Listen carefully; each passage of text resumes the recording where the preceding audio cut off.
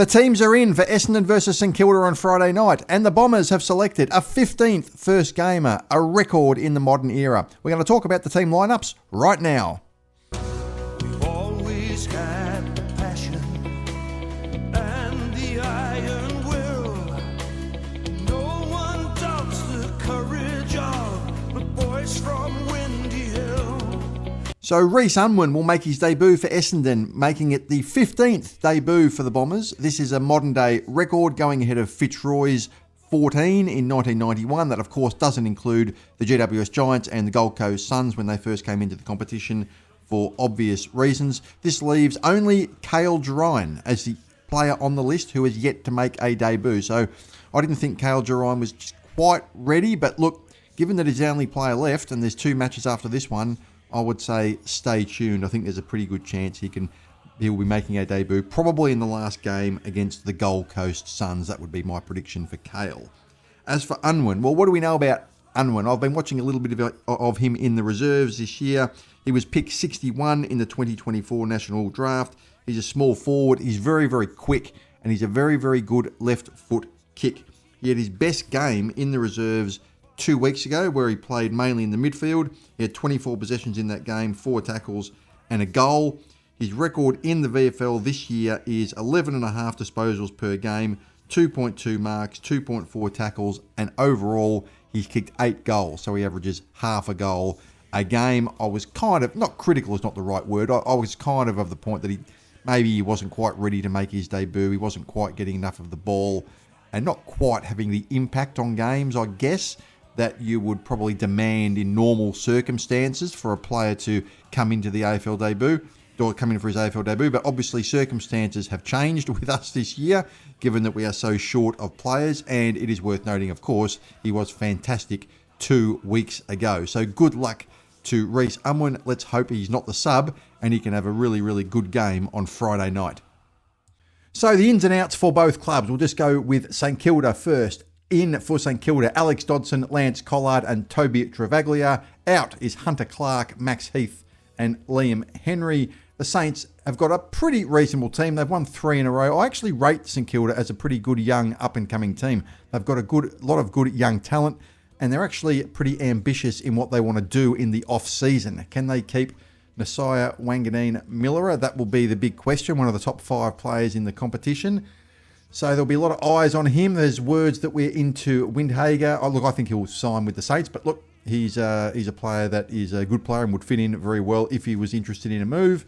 That's the Saints lineup, 3 in a row. They're a pretty solid team at the moment. They'll be looking to build and get close to the finals next year. Our lineup. In Saad El-Hawli, Rhys Unwin, of course, as stated earlier, and Kyle Langford. So I was correct with Langford and El-Hawli coming back into the side. El-Hawli's been one of our best players in the VFL over the last couple of weeks, and I think will do well with his run and his dash. I think he's a very, very good player. I think he's one of those barometer players as well. I think, he seems to give the players and the team and even the fans a little bit of a lift when he's in the side, and it's good to see Kyle Langford back into the side as well after missing most of the year with 2 sort of long 6 to 8 week injuries back to back with his quad. Out of the side, Archer May, who has rolled his ankle and will miss a couple of weeks. Dylan Shield with that suspension for the push. And Zac Merrett, who will be back next week against Carlton for his 250th game. So the team from the back line, Andrew McGrath, Jaden Laverty and Jaden Nguyen. So Jaden Nguyen might get the job on maybe Jack Higgins, someone like that. So he's probably beaten both his opponents so far. Kept Papley to 1 goal and kept Stengel to nothing. So, keep it going, Jaden. Let's see if you can make a hat-trick and beat your opponent for the 3rd week in a row. Half-back line, Mason Redman, Lachlan Blackiston and Archie Roberts, who continues to impress and is an outside chance for the Rising Star. I don't think he'll win it. I think, maybe the biased Essendon in me would, think that he's a better chance than he is. He's certainly the biggest possession winner of the ones that are in contention. But look, maybe he could be a bit of an outside chance, who knows. But he is there on the halfback flank. The wings, Xavier Dersma, Sam Durham and Luamon Lual retains his spot in the side. I thought he might come out of the side, Lual, because of the injury last week. I know he technically didn't get injured. He came back on and then was eventually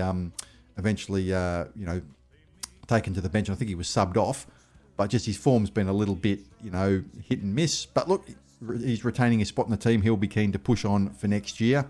Kyle Langford named on the half-forward flank. Peter Wright and Jade Gresham. Rhys Unwin named in the forward pocket alongside Liam McMahon and Isaac Kako. So we resisted replacing a tall essentially for a tall. I guess you could count Langford as a tall if you want to. I don't really count him as a tall. I see him more of as a utility. If they wanted to bring in a tall for a tall with Archer May coming out, it would have been an opportunity to bring in Cale Girine, but they're just going with the two tall players really in the forward line, not the three this time in Wright and McMahon, and Langford as that bit of that hybrid tall small type. Let's hope Langford can contribute, because we do need his experience with a couple of key players out of the side in Merrett and Shield. Todd Goldstein, Archie Perkins and Ben Hobbs are the followers. So I think Todd Goldstein may play his last game for the Bombers next week against Carlton. I think that probably would be the way to go, I reckon. And then for the last game of the season against the Gold Coast, perhaps Vigo comes in for that game. That's perhaps what I think will happen, just with the travel factor and the shorter break and all that sort of thing. So we might get a bit of a farewell game next week against Carlton. That's what I'd predict there, what's going on. And the interchange bench, Jackson Pryor, Jai Menzies, Matt Guelphy, Angus Clark and Saad El-Hawli. I reckon Menzies is probably going to be the sub. He didn't really contribute last week. He hasn't really earned a spot really back into the starting 22, I guess you could say. He only had the 2 possessions. Not really his fault. You come on as a sub, there's not much you can do, but I think he'll be the sub again. And the emergencies of Vigo Vicentini, Zach Johnson and Oscar Smart. I was hoping Zach Johnson would have got back into the side this week, but not to be. So that is the Essendon side for this week. 15 debutants this year. Who would have thought that early in the season? When I started doing these videos and I started this channel and we did that first video, I would never have thought that we'd be sitting here and we would have held the record, the modern day record for the most amount of debutants in one season, with Rhys Unwin being the 15th. So will Cale Girine get his, will he finally get his debut next week? They almost have to play him now, don't they? I didn't think he was ready, but they almost have to play him, because you can't now leave him as the only one, without a debut, especially with some tall players like May out of the side. It's not like we're blessed down back either, with players injured down back. So it's not as if you couldn't justify bringing Cale Girine in. You absolutely could justify bringing him in, given the position that he plays and his size and the players who are out. So I'd say stay tuned. I think there's a pretty good chance he could come in next week or for the match against the Gold Coast in the last round. So I'm going to leave it there, everybody. I hope you enjoyed this video. Make sure you like and subscribe to this channel. It only takes 1 second to do so. I would really appreciate it if you could do that. Have a great day. And as always, go Bombers.